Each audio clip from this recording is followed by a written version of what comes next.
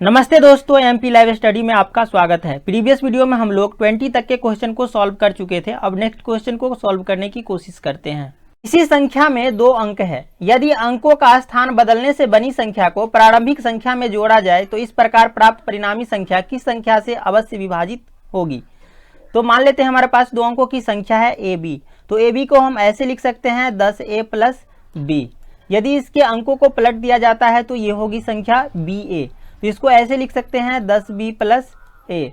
अब दोनों को अगर जोड़ते हैं तो यहाँ पे होगा 10a और a 11a और प्लस ये b और 10b 11b। यहाँ पर हम 11 कॉमन ले लेते हैं तो होगा ये a प्लस b। तो ये जो हमारी संख्या है 11 से हमेशा विभाजित होगी निश्चित रूप से। ठीक है, तो हमारा ये जो है ऑप्शन ए सही आंसर हो गया। 2 अंकों की संख्या के अंकों को परस्पर बदलने पर हमें एक संख्या प्राप्त होती है जो मूल संख्या के चौगुने से 24 कम है। यदि दहाई का अंक इकाई के अंक से 7 कम है तो मूल संख्या बताओ।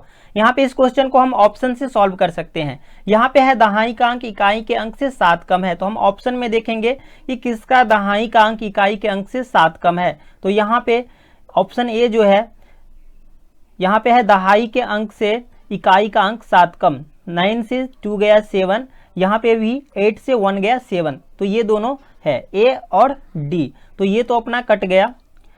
अब यहाँ पे क्या बोल रहा है कि यदि अंकों को परस्पर बदल दिया जाए तो हमें जो संख्या प्राप्त होती है वह मूल संख्या के चौगुने से 24 कम है। तो हम इसको चौगुना करके देखते हैं। यहाँ पे सबसे पहले इसको बदलते हैं, इसके अंकों को बदलते हैं तो कितना हो जाएगा, ये 92 होगा। और इसका चौगुना करेंगे तो ये होगा अपना 9 चौक 36, 4 दूनी 8 3 11 116। अगर इससे इसको घटाते हैं तो ये आता है 6 से 2 गया 4 और 11 से 9 गया 2, तो ये 24 आ जाता है। ठीक है, तो हमारा सही ऑप्शन इसका मतलब ए है सही ऑप्शन। ठीक है, यदि 3 अंकों की संख्या में अंतिम 2 अंकों के स्थान को आपस में बदल दिया जाए तो एक नई संख्या बनती है जो कि मूल संख्या से 45 अधिक होगी। उस संख्या के अंतिम 2 अंकों के बीच का अंतर क्या होगा। मान लेते हैं कि हमारे पास 3 अंकों की संख्या है ए बी सी। अब यहाँ पे बोल रहा है कि संख्या के अंतिम 2 अंकों को बदल दिया जाता है तो हमारी संख्या कैसी बनेगी, तो ए सी बी। अब इसको किस तरह से लिख सकते हैं, इसको लिख सकते हैं हम लोग 100a प्लस 10b और प्लस सी। और इसको लिख सकते हैं 100a और प्लस 10c प्लस बी। अब बोल रहा है कि नई संख्या जो बनती है वह मूल संख्या से 45 अधिक है। मतलब ये जो है इससे 45 अधिक है, तो हम इससे इसको घटाएंगे। यहाँ पे 100a से 100a ये कट गया। यहाँ पे 10c से c गया तो कितना बचा 9c। ये b से 10b जाएगा तो -9b। ठीक है, अब इस दोनों का डिफरेंस बोल रहा है कितना, तो 45 है। मतलब कि नई संख्या जो है वह मूल संख्या से 45 अधिक है। तो यहाँ पे हम 9 कॉमन ले लेते हैं तो c minus b equal to ये 45 आ गया। अब 9 5 जब 45 कट गया ये, तो c minus b equal to 5। तो हमारा सही आंसर आ गया ऑप्शन डी 5। जब 2 अंकों की संख्या को उसके अंकों के योग से गुना किया जाता है तो गुणनफल 424 आता है। इसके अंकों को एक दूसरे से बदलने पर प्राप्त संख्या के अंकों के योग से गुना किया जाए तो गुणनफल 280 आता है। तो संख्या के अंकों का योग है। यहाँ पे मान लेते हैं कि हमारे 2 अंकों की संख्या है ए बी। यदि संख्या के अंकों को बदल दिया जाता है, पलट दिया जाता है तो हमारी संख्या बनती है बी ए। इसको हम कैसे लिख सकते हैं, तो इसको लिखेंगे 10a प्लस बी।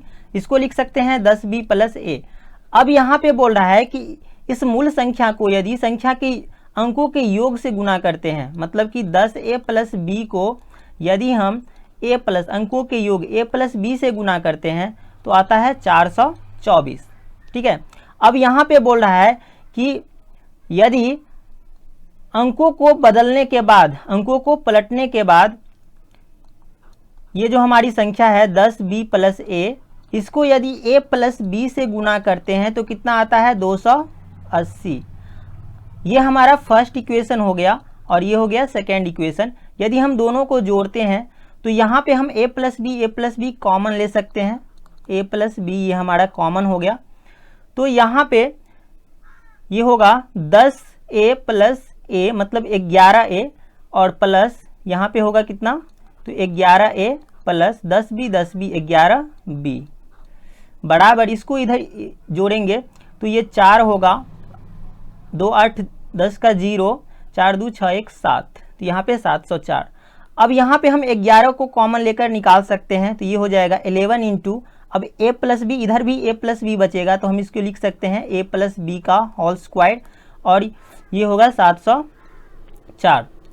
अब इस 11 से इसको काट देते हैं, 11 छक्के 66, 4 बचा, 11 चौक 44, तो यहाँ पे हम लिख सकते हैं a प्लस बी का होल स्क्वायर इक्वल टू 64, यानी कि a प्लस बी अपना कितना आ गया, तो ये आ गया 8, क्योंकि 64 जो है ये 8 का स्क्वायर है, ठीक है।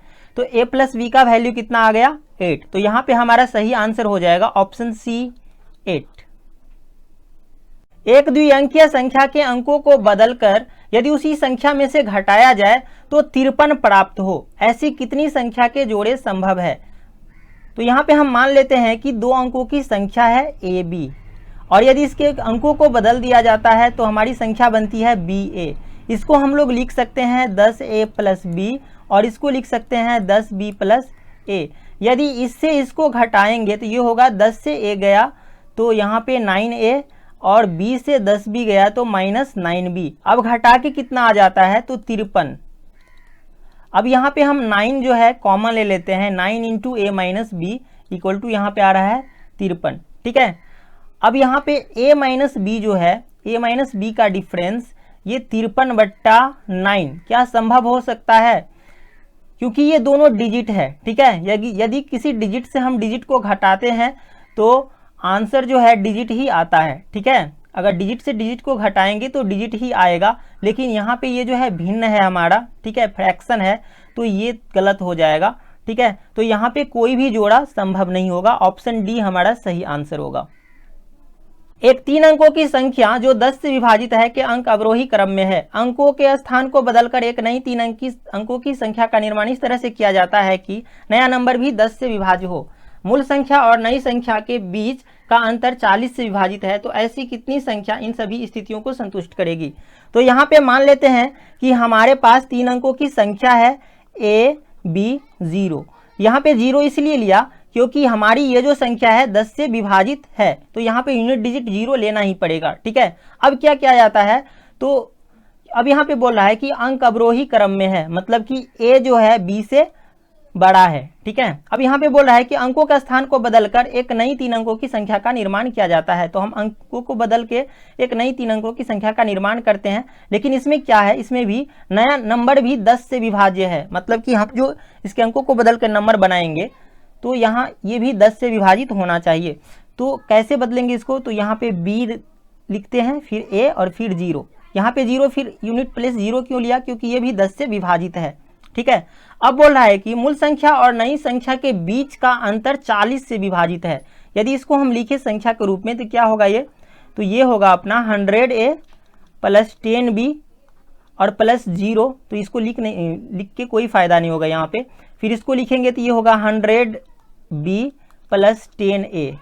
अब इसको अगर घटाते हैं हम तो यहाँ पे 100a से इससे इसको घटाते हैं, 100a से 10a गया तो 90a, और माइनस 10b से 100b गया तो ये 90b। अब इसको घटाने के बाद डिफरेंस कितना आ रहा है, तो 40 से विभाजित संख्या, मान लेते हैं कि 40 के आ रहा है। यहाँ पे हम क्या करेंगे, तो 90 को कॉमन लेते हैं, तो यहाँ पे 90 इंटू a माइनस बी बचेगा। यहाँ पे ये 40 के है, तो यहाँ से हम अगर k का वैल्यू निकालें, ठीक है, तो कितना हो जाएगा, तो 90/40 और इंटू a माइनस बी। यहाँ पे ये 0 से 0 कट गया। अब ये हो गया k equal to 9/4 into a minus b. अब चूंकि k जो है हमारा पूर्णांक होना चाहिए, ठीक है, तो यहाँ पे क्योंकि हमारी ये जो संख्या है 40 से विभाजित है, ठीक है, ये 40 से विभाजित है, इसीलिए k जो है पूर्णांक होना चाहिए। इसका मतलब a माइनस बी 4 का मल्टीपल होगा, तो 4 हो सकता है, 8 हो सकता है, उसके बाद 12 हो सकता है। अब यहाँ पे किसी 2 डिजिट का डिफरेंस चूंकि 12 नहीं आ सकता, किसी 2 डिजिट का डिफरेंस 12 नहीं हो सकता है, 9 से अधिक नहीं हो सकता है, तो ये अपना ऑप्शन कट जाएगा। यहाँ पे 4 और 8 बचा, तो हम a माइनस बी के डिफरेंस के रूप में 4 और 8 को कैसे लिख सकते हैं। तो 4 को अगर लिखेंगे तो यहाँ पे भी देखना है a जो है b से बड़ा है, ठीक है, a हमेशा b से बड़ा होना चाहिए। तो यहाँ पे हम 8 को कैसे लिखेंगे, तो ये 9 माइनस 1 लिख सकते हैं, ठीक है, 9 माइनस 1 8 होगा। यहाँ पे फिर 8 माइनस 0 नहीं लिख सकते हैं क्योंकि ये जो है अवरोही क्रम में है, ठीक है, अवरोही क्रम में है, तो ये 0 और ये भी 0 नहीं हो सकता है, ठीक है। तो यहाँ पे ये इधर से अपना 1 आ गया और फिर क्या आना चाहिए, तो डिफरेंस 4 आना चाहिए। तो इसको कैसे ला सकते हैं, तो 9 माइनस 5 4 आएगा, 8 माइनस 4 4 आएगा, उसके बाद 7 माइनस 3 6 माइनस 2 और 5 माइनस 1, ठीक है। तो यहाँ से इस तरह से हम लिख सकते हैं। तो इस तरह से हमारे पास कितनी संख्याएं बनेगी, तो 1 2 3 4 5 6, ठीक है। तो यहाँ पे जो है ना 6 स्थिति संभव है। तो हमारा सही आंसर हो जाएगा ऑप्शन बी 6।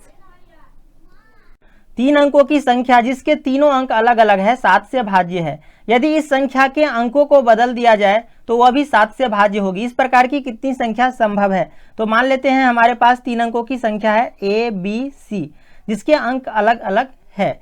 यदि इसके अंकों को पलट दिया जाता है तो ये बनती है अपना c b a।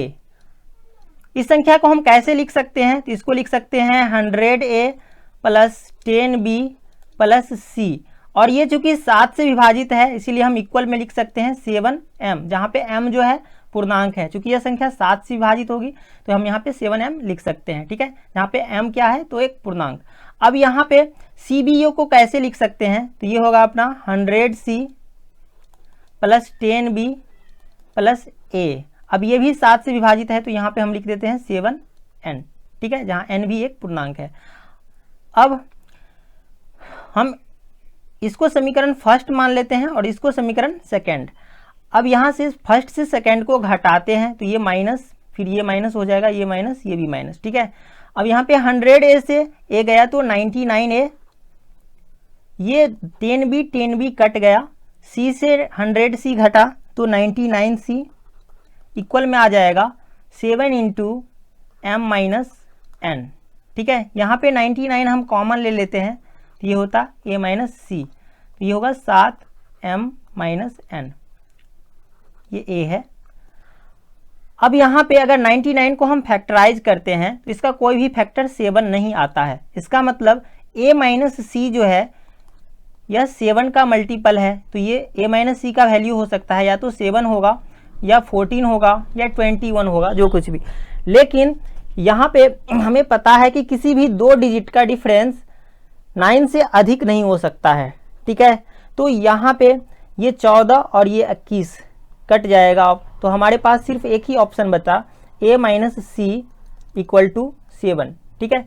तो यदि हम a का वैल्यू यहाँ पे 9 रखते हैं तो c का वैल्यू कितना होगा, 2 होगा।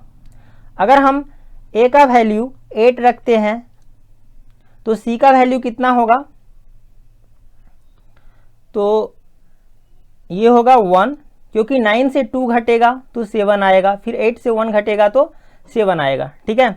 तो यहाँ पे अगर हम नंबर्स को लिखने की कोशिश करें तो ये अपना ऐसे आ सकता है नंबर 9, बीच का डिजिट b और ये 2, ठीक है, या फिर 2, मतलब कि a के बदले में हम c भी ले सकते हैं और c के जगह पे a भी ले सकते हैं, ठीक है। कोई भी डिजिट आगे पीछे हो सकता है, मतलब कि a c के जगह पे भी हो सकता है और c a के जगह पे भी हो सकता है, ठीक है। तो यहाँ पे हम इसको 2b और 9 ये भी लिख सकते हैं। यहाँ से लिखना चाहे तो यहाँ पे 8b और 1 ये लिख सकते हैं, या फिर 1b 8। तो हमारी 1 2 3 4 4 संख्याएं बनना यहाँ पे संभव है, ठीक है। तो यहाँ पे हमारा सही आंसर हो गया ऑप्शन ए। 4 अंकों की एक संख्या में पहले 2 अंकों का योग अंतिम 2 अंकों के योग के बराबर है। प्रथम और अंतिम अंक का योग तीसरे अंक के बराबर है। दूसरे और चौथे अंक का योग शेष अंकों के योग का दोगुना है, तो तीसरा अंक बताओ। यहाँ पे मान लेते हैं कि हमारे पास 4 अंकों की संख्या है a b c d। तो क्वेश्चन में बोल रहा है कि पहले दो अंकों का योग अंतिम दो अंकों के योग के बराबर है, मतलब कि a प्लस बी बराबर है c प्लस डी के। ठीक है, इसे हम इक्वेशन फर्स्ट कर देते हैं। यहाँ पे फिर बोल रहा है कि प्रथम और अंतिम अंक का योग तीसरे अंक के बराबर है। ये प्रथम अंक और ये अंतिम अंक, मतलब कि a प्लस डी जो है यह तीसरे अंक के बराबर है, c के बराबर है। तो इक्वेशन सेकेंड हो गया। उसके बाद बोल रहा है दूसरे और चौथे अंक का योग शेष अंकों के योग का दोगुना है, मतलब कि ये दूसरा अंक और ये चौथा अंक, मतलब कि b प्लस डी ये जो है a प्लस c का दोगुना है, मतलब कि 2 इंटू ए प्लस सी है। इसको हम इक्वेशन थर्ड कर देते हैं। यहाँ पे अगर हम इक्वेशन फर्स्ट एवं सेकेंड, मतलब कि इक्वेशन फर्स्ट से यदि हम इक्वेशन सेकेंड को घटा देते हैं तो यहाँ पे क्या होगा, ए कट जाएगा, सी कट जाएगा, तो क्या आएगा b minus d equal to d, और यहाँ से b इक्वल टू 2d हो जाएगा। अब यहाँ से अगर यहाँ से हम a को निकालते हैं तो ये हो जाता है c माइनस डी।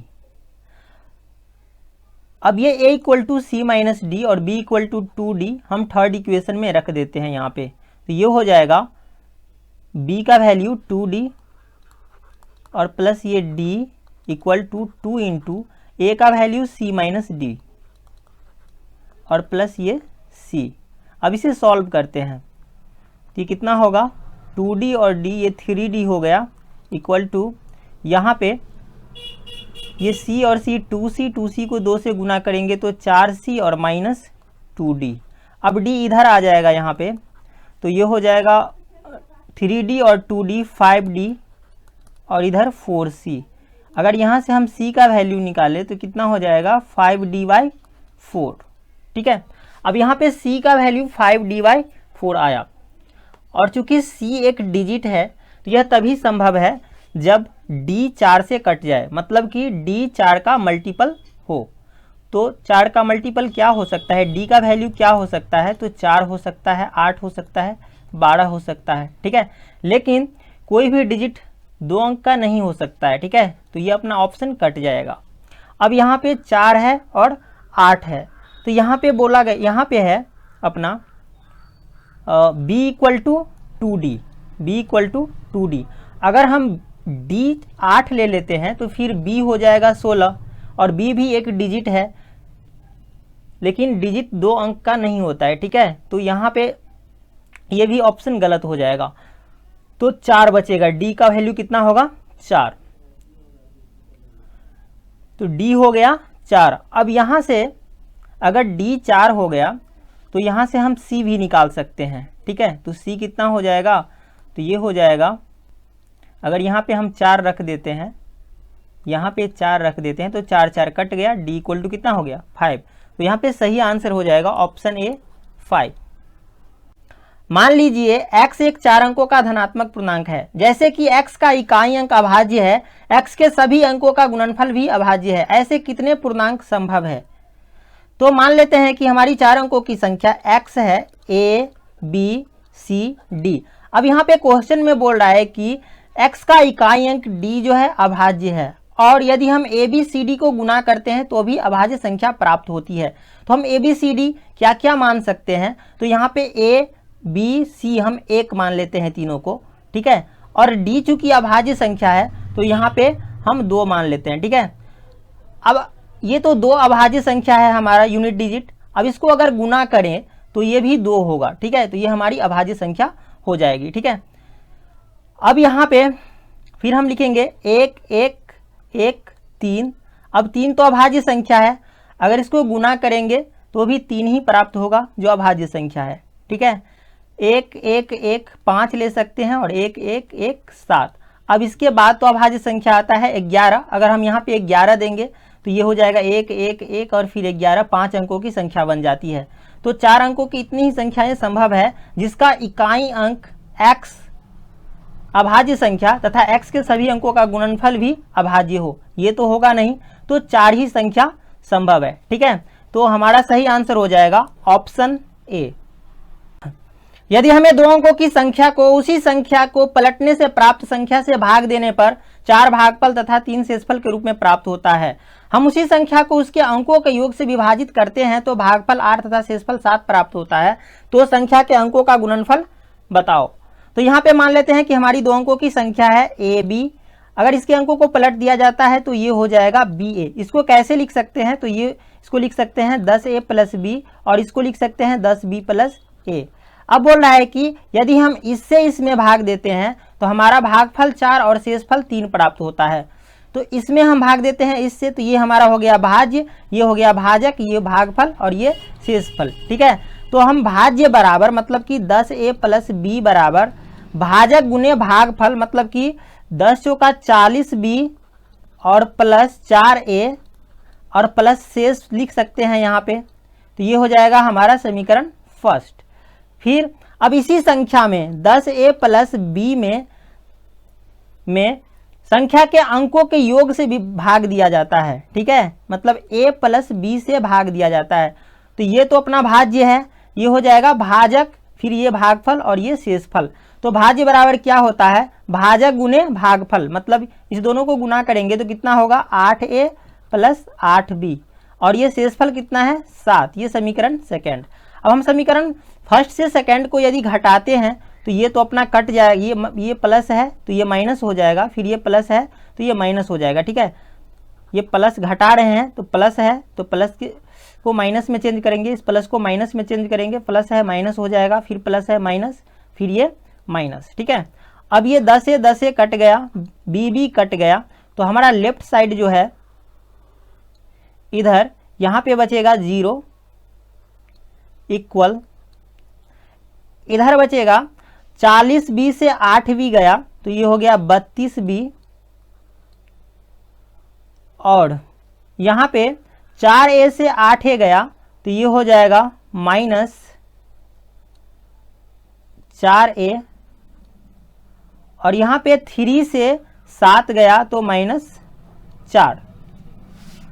अब इसे लेफ्ट की ओर लेके जाएंगे तो ये हो जाएगा अपना, यहाँ पे 4 कॉमन ले लेंगे तो 4 into a plus 1 equal to ये 32b। यहाँ से अपना 4 8 जा 32 कट गया तो ये होगा a plus 1 equal to 8b। अब b इक्वल टू क्या हो जाएगा, तो a प्लस 1 बट्टे ये 8। अब चूंकि b जो है डिजिट है एक, तो यहाँ पे a प्लस 1 जो है 8 से विभाजित होना चाहिए, मतलब कि a प्लस बी जो है a plus 1, a plus b नहीं, a प्लस 1 ये 8 का मल्टीपल होना चाहिए। तो 8 का मल्टीपल या तो 8 होगा या 16 होगा। ठीक है, या फिर ऐसे ही। तो यहाँ पे हम देखते हैं कि यदि यहाँ पे 16 आ जाती है तो a प्लस 1 ये है a प्लस 1, यदि यहाँ पे 16 है तो a का वैल्यू 15 आ जाएगा और चूंकि a एक डिजिट है इसीलिए 15 हो नहीं सकता है, तो ये जो है हमारा ऑप्शन 16 ये कट गया। तो इसका मतलब a प्लस 1 जो है कितना है 8 है। तो यहाँ अगर ये a प्लस 1 8 है तो a कितना आ जाएगा, तो a आ जाएगा यहाँ पे 7 और यहाँ से a प्लस 1 का वैल्यू अगर 8 यहाँ पे रखते हैं यहाँ पे, तो ये हो जाएगा b का वैल्यू कितना आ जाएगा अपना, तो 1 आ जाएगा। यदि हम यहाँ पे 8 रखेंगे तो 8 से कट जाएगा, ये 1 आ जाएगा। तो इस तरह से यदि हम a और b को गुना करेंगे, a है हमारा 7 और b है 1, तो ये हो जाएगा 7। तो यहाँ पे ऑप्शन बी सही आंसर हो जाएगा। तो इस तरह के जितने भी क्वेश्चंस आएंगे हम लोग इसी तरह से सॉल्व करते जाएंगे। तो अगर यह वीडियो आप लोगों को पसंद आया तो वीडियो को लाइक कीजिए, शेयर कीजिए तथा हमारे चैनल को सब्सक्राइब कीजिए एवं बेल आइकन को निश्चित रूप से दबाइए ताकि नेक्स्ट वीडियो का नोटिफिकेशन सबसे पहले आप तक पहुंचे। Thank you.